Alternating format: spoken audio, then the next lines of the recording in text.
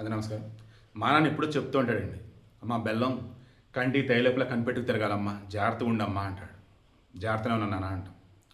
ఇప్పుడు మా నాన్న మరలా చెప్పాడు నాకు ఒకసారి, బండి మీద వెళ్తాము జాగ్రత్త అమ్మా.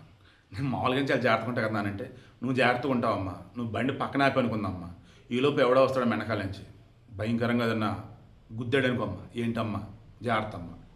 ఈరోజు పాపం ఆ అబ్బాయి పిల్లాడు డ్యాన్సర్ పండు విశాఖపట్నం దగ్గర తగర బస్సులో ఏదో ఈవెంట్ ఉంటే వెళ్ళాడంట. రిటర్న్ అవుతున్నారు. ఆనందపురం దగ్గర, విశాఖపట్నం దగ్గర ఆనందపురం దగ్గర హైవే పక్కన ఆగి పాపం అందులో కూర్చున్నవారు అమ్మాయికి వామిటింగ్స్ అవుతున్నాయి ఒక వార్త, లేదు ఇతనికి వామిటింగ్స్ ఇంకొక వార్త. మొత్తానికి కారు ఆపారు. ఆ పక్కన వీళ్ళు ఉన్నారు.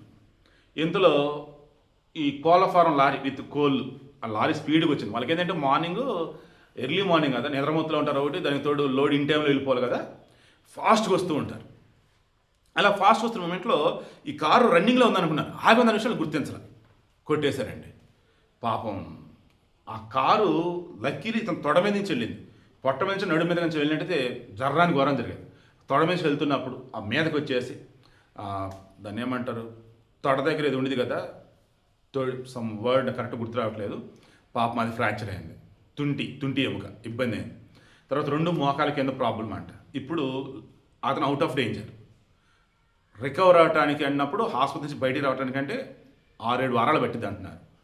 ఇంటి దగ్గర రికవర్ అవడానికి కనీసం ఒక 6 నెలలు 7 నెలలు పట్టొచ్చు అంటున్నారు. ఇంతకుముందులో డ్యాన్స్ వేయలేకపోవచ్చు, బట్ బాగా ప్రాక్టీస్ చేస్తే వేయచ్చు, ఇంతకుముందులాగా వేయలేడు అంటున్నారు. పాపం పిల్లోడు నాకంటే చిన్నాడు. పండు కష్టపడి ఎదిగేవయ్యాను, ఖచ్చితంగా దేవుడు నీకు తోడుంటాడు, అంతా మంచి జరిగింది. డాక్టర్ చెప్పిన మెడిసిన్ తీసుకో, ఫిజియోథెరపీ ఇచ్చేయి, ధైర్యంగా ఉండు, నీ మనోబలమే నిన్ను మునుపట్లాగా మార్చేది నమ్మకం నాకుంది.